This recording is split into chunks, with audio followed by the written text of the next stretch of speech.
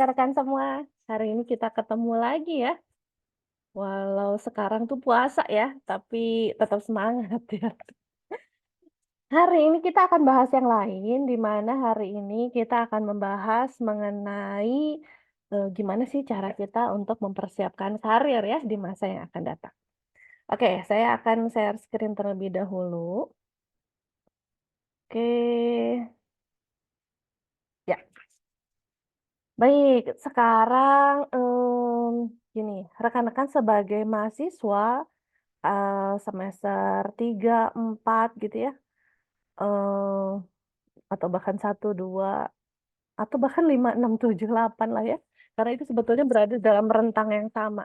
Nah, kita berkuliah salah satunya itu adalah untuk menyiapkan karir ya di masa yang akan datang. Nah, namun tidak jarang, pemilihan jurusan itu didasarkan pada passing grade ya. Jadi misalnya kita menyukai, bidang tertentu, kayaknya keren nih gitu ya. Tapi nggak tahu, nanti kerjanya jadi apa ya gitu. Lalu kemudian, oh ternyata passing grade-nya tampaknya lebih, rendah deh. Oke kalau gitu saya, ambil prodi yang lain gitu ya, yang lebih, sesuai sebagai pilihan pertama dengan skor yang lebih tinggi, lalu kemudian pilihan kedua, kemudian pilihan ketiga, gitu ya. Karena ada faktor lingkungan ya, yang akan menentukan apakah kemudian nanti kita bisa masuk nggak nih dengan, skor yang sedemikian gitu ya. Nah, sekarang saya bicaranya dari sisi, bagaimana, karir itu bukan diberi ya, tapi harus kita bangun. Nah, jadi apapun kemudian strategi teman-teman untuk masuk ke tempat kuliah saat ini, keseluruhannya tetap harus dibangun gitu, ya. Nah, sekarang kita akan bahas, seperti apa yang dimaksud ya. Nah, penelitian dari ini Goldman ya, tahun 90, pertama kali, 95 itu, bukunya banyak laku gitu ya, mengenai perbandingan IQ dan EQ. Disebutkan dari Goldman bahwa sukses kemudian setelah diteliti pada orang-orang yang bekerja tersebut, itu ternyata tidak dilihat dari IQ-nya. Ada yang nilai sebelumnya misalnya IPK-nya bagus, nggak menjamin tuh bahwa karirnya sukses, nggak menjamin juga misalnya dia memiliki nilai kalkulus yang tinggi gitu, bisa tuh langsung kerja di bank, enggak ya. Nah, jadi ada faktor-faktor lain yang menentukan kesuksesan gitu ya, yang dalam hal ini adalah EQ, emotional quotient ya. Jadi sebelum, kalau IQ mungkin teman-teman tahu ya, IQ itu adalah intellectual intelligence ya, intelligence, quotient ya. Di sini disebutkan bahwa IQ ini menyumbang 20 sampai 25% terhadap kesuksesan seseorang. Sementara sisanya berarti yang lebih besar, bisa 80, atau sampai 75% itu adalah faktor emosi. Apa sih faktor emosi di sini? Faktor emosi di sini itu adalah bagaimana kita mengetahui kondisi, perasaan, bagaimana kita mengekspresikan emosi kita dalam diri gitu ya. Jadi emosi diri kita sendiri dan kemudian kita paham di lingkungan itu seperti apa. Kondisinya seperti apa, mereka lagi butuh apa, mereka tuh lagi ngebicarain apa gitu ya, sehingga bagaimana saya harus bersikap, bagaimana saya kolaborasi, bagaimana saya menyumbangkan diri saya untuk, kelompok. Nah, jadi pemahaman tentang diri dan lalu kemudian lingkungan, ini yang disebut dengan, emotional quotient ini. Nah, dalam penataannya tentu kemudian kita nggak bisa bilang, EQ saya bagus, tinggi." Skornya 120 misalnya kalau kita tes pakai, alat tes, IQ tertentu ya, misalnya Baron atau apa misalnya gitu. Nah, bagaimana kita bisa mematangkan diri, memiliki kemampuan mengenali diri, self-awareness, memiliki kemampuan untuk mengenali, "Saya nih lebih dan kurangnya apa ya?" Gitu ya. Jadi kita perlu melakukan assessment. Oh, saya tuh lebih minat kayak gimana, saya lebih suka ngobrol sama orang yang kayak gimana, saya nggak bisa kerja sama dengan orang yang seperti apa, nilai kerja saya itu seperti apa, sehingga saya mencari tempat kerja yang kayak gimana gitu ya. Nah, ini merupakan serangkaian proses yang harus kita lakukan untuk menguatkan IQ tadi. Jadi perlu adanya self awareness dan assessment. Yang di-assess apa? Interest-nya, ability-nya, aptitude-nya. Jadi adalah, minat, kemampuan, bakat gitu ya, value-nya, priorities-nya, jadi ada nilai-nilai kita apa, atau prioritas-prioritas kita, kayak gimana sehingga kita cenderung menggunakan waktu kita atau arah kerja kita kayak gimana gitu ya. Lalu kemudian aspiration and personality. Jadi maksudnya, kita keinginannya menjadi apa, dulu cita-cita seperti apa, sehingga akan menghabiskan waktu kalau sehari 24 jam, kerja itu 8 jam, berarti 30% ya. Itu belum termasuk lembur-lembur tuh. Untuk dikenal memiliki role sebagai pekerja dan kemudian melakukan fungsi tugas di situ. Jadi kan harus sesuai dong dengan kita, karena itu sebesar itu perannya gitu dalam diri kita. Demikian juga dari sisi personality ya. Jadi, bagaimana kepribadian kita sehingga kita lebih cocok, lebih enak, lebih nyaman, kerja yang bagaimana gitu ya, dengan, situasi seperti apa, lingkungan kerja yang kayak gimana, dan akan menghindari tempat kerja yang seperti apa. Nah, jadi sebagai cycle, ini keseluruhannya dalam upaya untuk membangun karir kan. Jadi yang pertama harus dilakukan self awareness dan assessment. Harus kenal dulu pribadi kita seperti apa. Bukan hanya nama, lulusan dari mana, pendidikannya apa, IPK-nya apa, bukan. Tapi lebih pada kemampuannya apa, ini nih, kemampuannya apa, minatnya kayak gimana, lalu kemudian kalaupun kemampuannya segitu berarti harus meningkatkannya kayak gimana gitu ya. Dengan kemampuan belajar yang seperti apa, dengan kapasitas diri yang kayak gimana gitu. Jadi kita, mengukur ya, kita punya kapasitas seperti apa dan kemudian bisa dikembangkannya kayak gimana. Nah, lalu kemudian akan, bergerak nih dari awareness tadi, itu ke arah eksplorasi. Eksplorasi itu adalah kita mengenali lingkungan-lingkungan baru. Tadi ya, priority, aspiration, ya mungkin kita tahunya itu ya karena memang kita baru tahunya itu gitu. Nah, berarti kan harus dieksplor. Emang lingkungan ini kayak gimana sih? Emang dunia kerja tuh seperti apa? Oh, orang-orang tuh bisa memiliki, penghasilan, memiliki karir tuh kayak gimana? Dengan jalan seperti apa? Jadi ada eksplorasi yang kita lakukan, baik itu secara wawasan dengan, menambah wawasan gitu ya, atau kemudian dengan menambah pengalaman. Jadi dengan kita memasuki lingkungan-lingkungan baru, ada magangnya, ada internship-nya, mungkin ada pengalaman mengajar gitu ya, atau, bergaul dengan kelompok-kelompok baru, ikut, ekstrakurikuler, baru gitu ya, sehingga akan membuat, ternyata saya bisa ya, oh ternyata saya cocok ya, kenapa? Karena melakukan. Nah, sehingga memang diperlukan fase eksplorasi untuk menguatkan si asesmen tadi. Nah, berikutnya itu adalah decision making. Dari eksplorasi itu, kemudian kita akan memilih dan memilah, mana sih yang kita jago, mana yang kurang jago, mana yang perlu kita kembangkan lebih lanjut dan mau gitu ya ditelaah lebih lanjut, mana yang enggak gitu ya. Nah, sehingga kita mulai mengerucut nih, mana ya yang mau kita kembangin, berarti saya akan kembangin yang mana aja. Saya mau ngambil pengalaman apa aja. Saya mau bergaul dengan orang yang kayak gimana gitu. Untuk kemudian bisa membuat career planning dan placement-nya ya, berarti kita, menempati posisi yang sebelah mana, lingkungan kerja yang kayak gimana, dengan, orang-orang seperti apa gitu ya.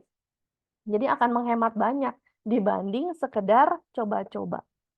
Nah, jadi selama masa kuliah ini, apalagi yang S1, yang D3 gitu ya, yang vokasi, yang seluruhnya itu pada fase eksplorasi ya. Nah, kalian harus melakukan ini dulu. Yang pertama awareness, kemudian eksplorasi, decision making, barulah buat career planning, ya.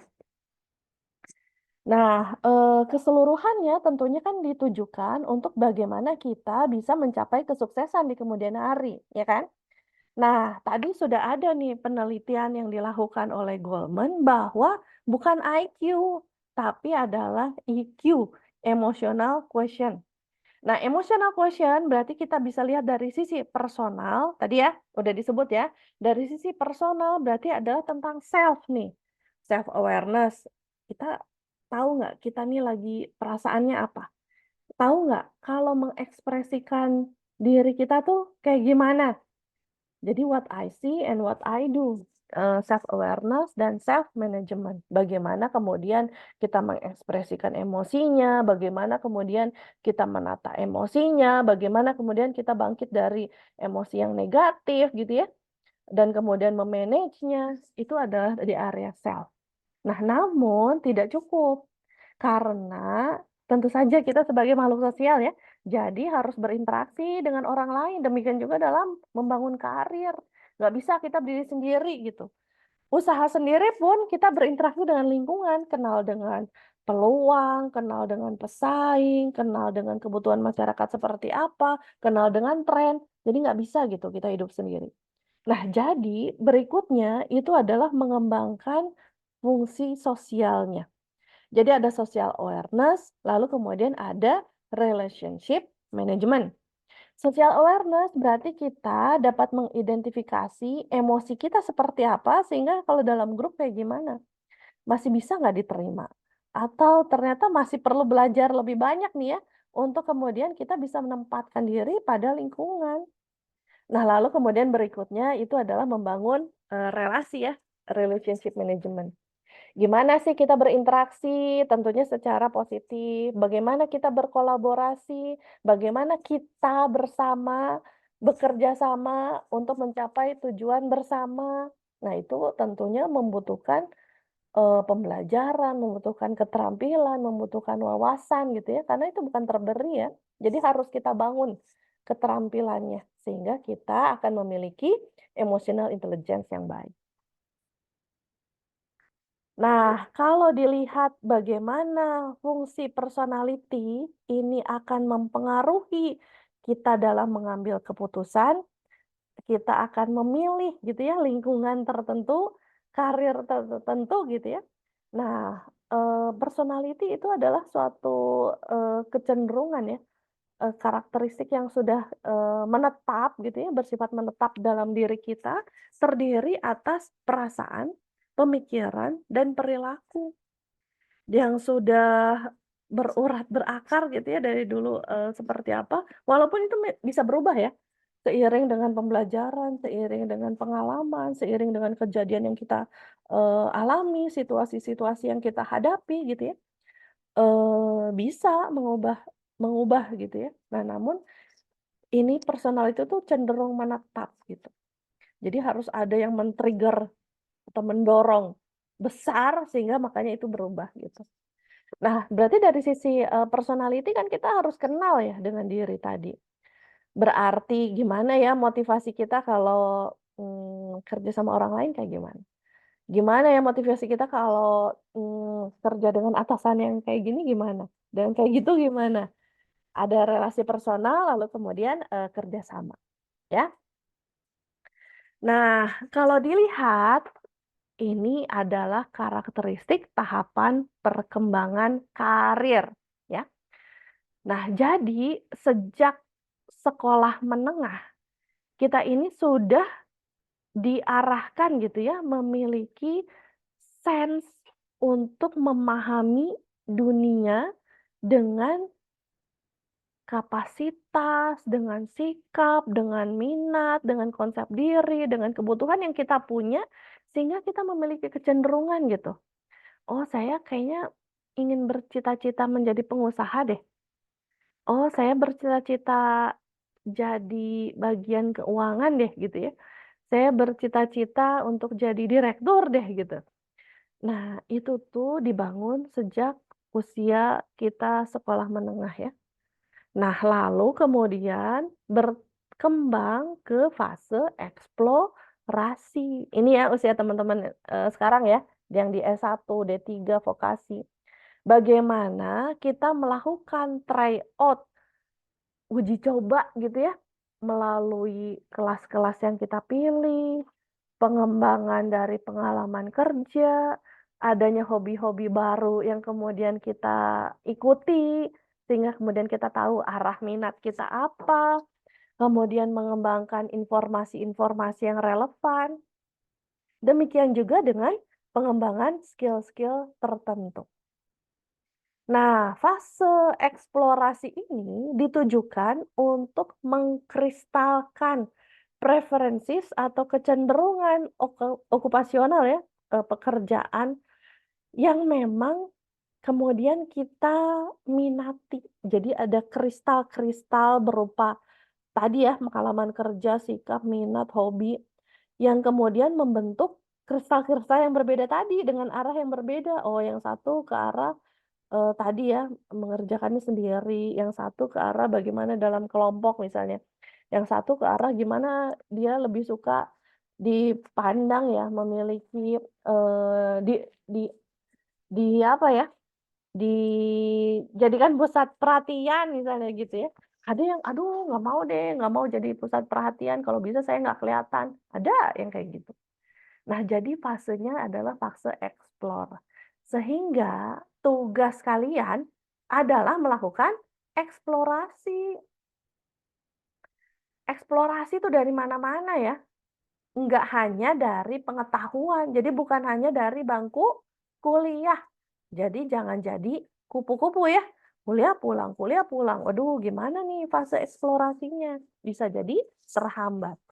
Nah, jadi bisa melalui pengalaman kerja, adanya kelas-kelas tambahan, pengembangan-pengembangan skill tertentu. Sehingga nanti kalau sudah lulus, sudah masuk nih fase quarter of life gitu ya, ini kita bisa masuk ke fase establish. Jadi ada stabilisasi, konsolidasi terkait dengan pekerjaan-pekerjaan yang cocok gitu ya, yang kemudian bisa kita lakukan gitu ya, yang dibangun melalui skill dan pengalaman kerja yang memang kita sudah peroleh sebelumnya gitu. Nah, fase establishment ini rentangnya adalah 25 sampai 44 tahun. Nah, setelahnya berarti masuk ke fase maintenance, pemeliharaan gitu ya. Kenapa? Karena kita sudah mengalami tuh fase-fase misalnya ganti kerja sebelumnya ya, lalu kemudian mengalami bos yang ini, atasan yang ini, atau pengembangan produk ini, pengembangan jasa yang itu, kita sudah mengalami gitu. Nah, sehingga di sini ada proses penyesuaian diri seperti apa dan peningkatan posisi di usia 45 sampai 64 tahun. Jadi ada holding-nya ya, oh ini yang saya bisa gitu. Lalu kemudian ada updating-nya untuk meningkatkannya, saya butuh apa lagi ya. Lalu kemudian ada innovating-nya, sehingga ada upaya untuk meningkatkan karir dan posisi. Nah, berikutnya secara alamiah itu ada fase decline 65 tahun ke atas. Ini ada fase retirement ya, lalu kemudian baik itu secara living ataupun planning karir, lalu kemudian deceleration, akan mengurangi tujuan-tujuan yang, wah dulu maunya banyak gitu ya, sekarang sih lebih terarah, lebih simpel gitu ya, dan kemudian menyiapkan diri kita untuk pensiun. Nah, jadi teman-teman, fasenya ini bukan hanya untuk diketahui, tapi untuk dijalani. Nah, menjalaninya itu harus sukses ya, karena namanya tahapan perkembangan. Kalau tanaman di fase perkembangan itu harus dikasih air, dikasih pupuk, sinar matahari cukup, supaya dia bisa berbunganya bagus. Nah, ini juga eksplorasi. Kita masuk fase itu tapi nggak diapa-apain, waduh, nggak bisa berkembang baik juga. Jadi harus ada tryout, ada hobi-hobi baru, ada pengalaman-pengalaman kerja, ada ketemu dengan orang-orang baru, itu yang harus kalian lakukan, ya, di fase eksplorasi. Nah, jadi dengan kita mengetahui awareness ya, kita sudah melakukan assessment nih. Apa ya kita butuhnya apa ya untuk pengembangan diri, saya lebih cocok kerja di sebelah mana, industri yang apa, dalam kelompok atau sendiri, eee, bisa di dalam, kota atau justru inginnya dengan alam gitu ya. Nah ini adalah dalam rangka career finding. Nah, jadi setelah awareness, kita bisa masuk ke self management. Ada intervensi akhirnya. Intervensinya tadi dengan mengikuti pelatihan, dengan mengikuti pengembangan tertentu, ada juga masuk pada kelompok-kelompok tertentu gitu ya dalam rangka intervensi bagaimana kita bisa mengembangkan kelas-kelas kita, bisa meluaskan fase eksplorasi kita, ya. Jadi, penting ya untuk dilakukan. Nah, di sini, setelah melakukan tentunya pengharapannya kalian punya kematangan karir. Apa itu kematangan karir? Kematangan karir itu adalah kesadaran, sadar gitu, emang perencanaan ke depan seperti apa. Jadi bukan di-drive oleh lingkungan. Oh, ada lowongan nih, jadi, perpustakaan ikut, ada lowongan nih, jadi keuangan ikut. Itu mungkin ekstrim ya karena dia membutuhkan, keterampilan tertentu. Tapi kalau enggak, jadi kita tuh menyesuaikan diri dengan keadaan aja. Adanya lowongan apa, oke saya ikut di situ, tanpa ada kesadaran. Sementara kesadaran itu penting untuk kemudian mengetahui posisi, kita bisa berkembang nggak di situ, kita punya minat nggak di situ, kita punya aspirasi nggak di situ, gitu ya, untuk ke masa depan. Nah, sehingga dalam kematangan karir itu juga ada kemampuan dalam pembuatan keputusan. Ada juga pengetahuan dan penggunaan sumber-sumber informasi yang asalnya apa, kemudian berkembang lebih banyak gitu ya, apalagi sekarang di zaman revolusi industri yang mengarah ke 5 ini ya. Wah, seluruh sosmed juga bisa digunakan sebagai sumber informasi ya. Bahkan TikTok informasinya jadi lebih banyak gitu ya dibanding Facebook, lalu kemudian Instagram, ada juga LinkedIn gitu ya. Eee, Makin banyak gitu sumber-sumber informasi. Nah, berikut yang harus kita kembangkan itu adalah informasi karir secara umum. Jadi kita perlu mengetahui lapangan kerja tuh kayak gimana, tuntutannya kayak gimana, lalu kemudian dilakukannya seperti apa gitu ya. Jadi ada informasi-informasi pekerjaan, ada juga informasi detail tentang preferensi pekerjaan. Oh, jadi ternyata untuk keuangan itu macam-macam ya, ada yang begini, ada yang begitu, lalu kemudian dimanfaatkan seperti ini, itu, bedanya dengan, pajak itu seperti apa gitu ya, dan lain-lain. Nah, jadi rekan-rekan, karir itu tidak terbatas pada jabatan atau posisi kerja tertentu, tapi itu adalah serangkaian proses yang kita bangun, yang bisa jadi di dalamnya itu terdapat tahapan-tahapan atau posisi-posisi kerja tertentu.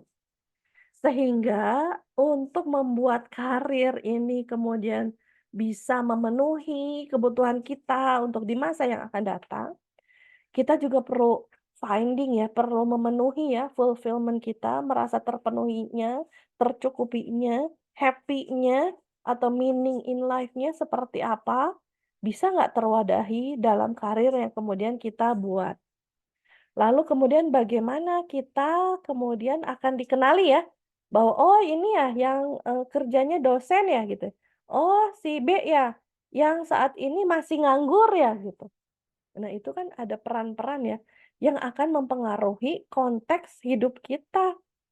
Gimana kita bisa deal nggak dengan itu? Atau kalau enggak, apa yang kita bisa lakukan untuk mengubah itu? Gitu ya. Sehingga ada possibility dari harapan dalam pengembangan platform karir kita lebih lanjut. Bisa jadi terjadi perubahan arah karir jadinya gitu ya. Oh, yang sebelumnya apa menjadi apa, apalagi kalau memang, beda kuliahnya apa, kerjanya apa gitu ya, atau, justru pindah-pindah kuliah atau pindah-pindah tempat kerja, ya. Harus berstrategi. Nah, sebagai orang yang bekerja, kalau misalnya bekerjanya di perusahaan ya, kita tuh harus punya kesiapan kerja atau namanya employability. Employability selain dibentuk oleh self, ada self esteem kita, self efficacy, dan self confidence, akan dibangun oleh 5 hal selain emotional intelligence. Tadi emotional intelligence udah kita bahas ya, tapi yang juga membangun kesiapan kerja itu adalah generic skill. Kita punya keterampilan apa? Oh, dibutuhkannya desain. Kita bisa nggak ngelakuin desain? Oh, dibutuhkannya kemampuan untuk broadcast. Kita bisa nggak? Kemampuan untuk menghitung. Oke, kita bisa nggak menggunakan aplikasi A, B, C, dan lain-lain. Ya. Jadi, generic skill yang dibutuhkan untuk membangun pekerjaan kita menjadi lebih bisa gitu ya kita lakukan. Nah, lalu kemudian ada degree subject knowledge, kemudian skill and understanding ya. Jadi ini yang berkaitan dengan bidang-bidang yang memang kita tekuni di perkuliahan atau misalnya kita di sertifikasi tertentu atau misalnya ada pengalaman bekerjaan tertentu sehingga ada modul-modul yang harus kita kuasai gitu ya. Nah, seberapa jauh kita menguasai gitu ya. Jadi ini degree subject knowledge. Nah, berikutnya yang sebelah yang ke depannya ya, itu adalah pengalaman, baik itu pengalaman hidup atau pengalaman kerja. Seberapa kita bisa bangkit nih kalau kita nemuin kegagalan. Seberapa nih kita berani nih ninggalin pekerjaan yang kita peroleh misalnya gitu. Seberapa kita tahu bahwa kita nih cocok kerja di lingkungan yang seperti apa dibanding dengan lingkungan kerja yang lain. Ya, jadi adanya experience. Nah, ini semua harus dibangun melalui career development learning. Jadi untuk ini juga harus dipelajari ya karirnya ya. Kita mengetahui, oh tahapannya seperti apa, pengembangannya kayak gimana, sehingga kita harus mengembangkan dirinya seperti apa gitu ya. Ini adalah keseluruhan yang memang perlu kita bangun untuk pengembangan diri. Ya.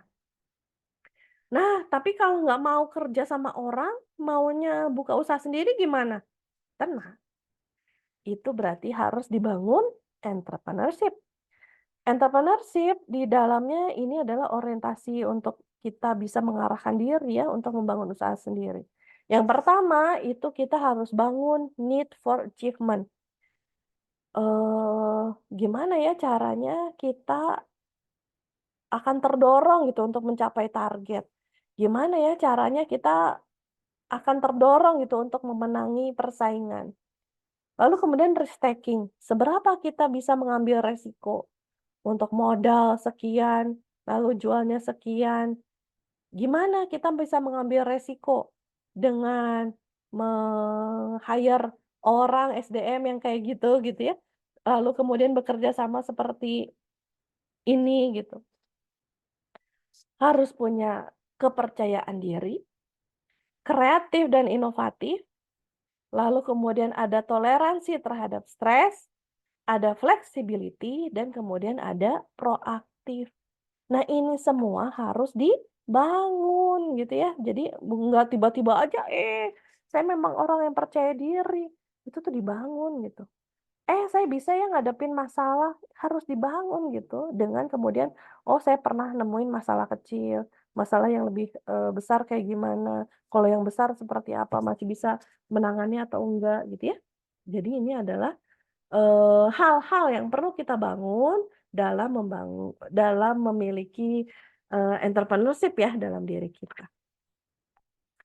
Nah, jadi rekan-rekan dalam membangun career development model, yang pertama, yang warna hijau ya, kita harus know yourself ya, ada self assessment.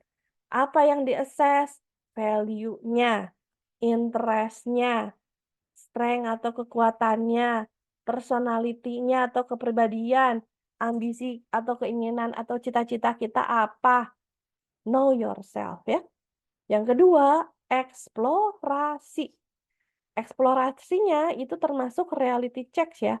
Jadi apa benar ya yang kita bayangkan indah itu memang di lapangan seperti itu. Jangan-jangan hanya bayangan kita karena memang wawasan kita terbatas. Jadi kita perlu tahu eksplorasinya dari tren industri, tren pekerjaan, mungkin aja, jenjang pendidikan seperti apa, lingkungan kerja, atau karir-karir option itu seperti apa yang bisa kita, dalami, ya. Nah, berikutnya itu adalah plan your action-nya. Jadi dengan eksplorasi, berikutnya itu adalah pengambilan keputusan ya, yang tentunya berarti harus ada aksinya. Kalau hanya dipikirin aja nggak dilakuin ya nggak jadi-jadi itu karir gitu ya. Jadi ada pengambilan keputusan, ada pengarahan tujuan yang mau dicapai, prioritas kerjanya gimana, bagaimana kita memiliki perencanaan atau planning gitu ya, dan bagaimana caranya kita akan memanfaatkan sumber daya atau lingkungan kerja gitu ya, untuk mencapai progres yang memang kita inginkan. Jadi ada plan your action. Nah, berikutnya ini yang terakhir, create your future ya. Jadi di sini tidak hanya oke ada keputusan-keputusan ya, tapi kita harus membangun, namanya juga development ya. Membangunnya apa? Membangun sosial and online networking. Kenapa? Karena kita nggak bisa hidup sendiri. Kita tuh makhluk sosial. Bagaimana pengalaman kita bekerja itu dapat membantu membangun kita memiliki daya tawar yang lebih tinggi di kemudian hari. Bagaimana kita bisa membangun branding diri kita. Kita nih ingin dikenal sebagai apa? Ahlinya yang mana gitu atau orang yang seperti apa dan itu tuh dibangun brandingnya ya. Lalu kemudian ada juga job search dokumen dan application interview. Jadi maksudnya, peralatan, sumber-sumber untuk cari lowongan kerja, bagaimana kemudian kita mengenali industri-industri kerja itu juga harus dibangun ya. Mungkin saja kita nggak mendapat yang kita inginkan karena kita mencari di tempat yang salah. Jadi makanya future itu harus di-create, create-nya oleh kita, ya. Nah, jadi rekan-rekan, tadi sudah sekian banyak ya yang saya jabarkan, yang penting itu adalah take action. Apalagi teman-teman sekarang berada dalam fase eksplorasi ya. Jadi harus mengetahui seperti apa kita saat ini, kita mau mengembangkan diri seperti apa, sehingga langkah-langkah untuk mengembangkan diri kita apa nih di fase sampai 24 ini. Pengalaman yang perlu dibangun apa, keterampilan yang perlu diketahui apa, minat yang perlu diketahui apa, dan lain-lain. Ya, berarti dengan demikian PR-nya banyak, PR dalam hidup ya, karena ini tentu saja nggak ada di dalam mata kuliahnya.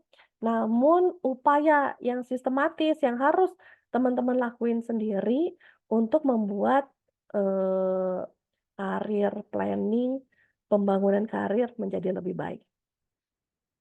Gitu ya. Semangat teman-teman, sampai ketemu ya di masa yang akan datang. Terima kasih. Assalamualaikum warahmatullahi wabarakatuh.